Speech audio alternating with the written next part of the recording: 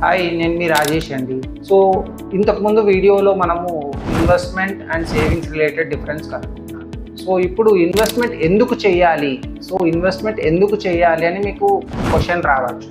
Investment ఎందుకు చేయాలి అంటే మన రేపటి లైఫ్ మనది మంచిగా ఉండాలనేసి, తర్వాత మన ఫ్యూచర్ని మనం సెక్యూర్ చేసుకోవడానికి, తర్వాత మనం త్వరగా ఫైనాన్షియలీ ఇండిపెండెంట్ అవుతే మనకు నచ్చిన పని అంటే మన ప్యాషన్ ఏదైతే ఉందో దాన్ని మనం పర్సూ చేయడానికి దోహదపడుతుంది.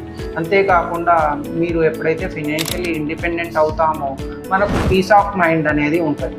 సో ఇవన్నీ చేయడానికి మనం ఇన్వెస్ట్మెంట్ చేసి మన గోల్స్ రీచ్ అవుతే మనము పీస్ ఆఫ్ మైండ్తో ఉండడానికి చాలా స్కోప్ ఉంది. అంతేకాకుండా మన ఇండియన్ మెంటాలిటీ ఏంటంటే మనము నెక్స్ట్ 7 జనరేషన్కి మనమే సంపాదించి పెట్టాలండి. సో అది కూడా ఒక భాగం ఇందులో వెల్త్ క్రియేషన్లో. సో వెల్త్ క్రియేట్ చేయాలి అంటే మనము ఇన్వెస్ట్మెంట్ చేయాలి.